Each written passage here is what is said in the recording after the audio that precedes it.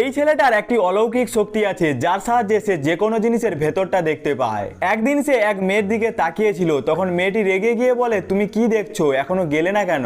ছেলেটা উত্তর দেয়, মালকিন আপনার পিঠে যে ট্যাটুটা আছে সেটা দারুণ সুন্দর। এটা শুনে মেয়েটা রেগে গিয়ে বলে, তুই জানলি কিভাবে অসভ্য? এই বলে তাকে একটা থাপ্পড় মেরে দেয়। ছেলেটা সঙ্গে সঙ্গে মাপ চেয়ে বলে, ম্যাডাম আমি আপনাকে উকি দিচ্ছিলাম না। কিন্তু পরের মুহূর্তেই সে তার অলৌকিক দৃষ্টি দিয়ে মিউজিয়ামের ভেতরে সব জিনিস স্ক্যান করতে শুরু করে। সে দেখতে পায় ওখানে রাখা সব জিনিসই নকল।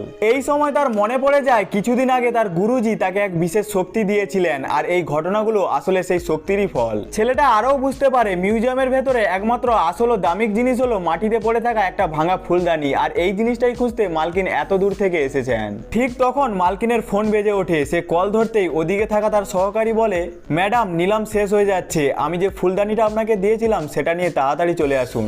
মালকিন হ্যাঁ বলে কল কেটে দেয় এবং একটু অস্বস্তি নিয়ে ছেলেটিকে বলে, তুমি এখনো এখানেই আছো, যাও এখান থেকে। ছেলেটা উত্তর দেয়, মালকিন ফুলদানিটা আমি ভেঙেছি, তাই দায়িত্ব আমার, আমি নিজেই এর সমাধান করব। পরের মুহূর্তেই তারা দুজন পৌঁছে যায় এক মার্কেটে যেখানে দামি রত্ন ও পাথরের নিলাম চলছিল। একজন বিক্রেতা তাদের ডাক দিয়ে বলে, আমার কাছে খুব ভালো কিছু পাথর আছে। মালকিন সেই পাথরগুলো দেখে বলে, সত্যি ভালো লাগছে দেখতে, এদের মধ্যে নীল রত্ন বের হওয়ার সম্ভাবনাও বেশি। এই শুনে ছেলেটা তার অলৌকিক দৃষ্টিতে সব পাথর স্ক্যান করে দেখে, সবগুলো দেখতে ভালো হলেও আসলে নকল ছিল।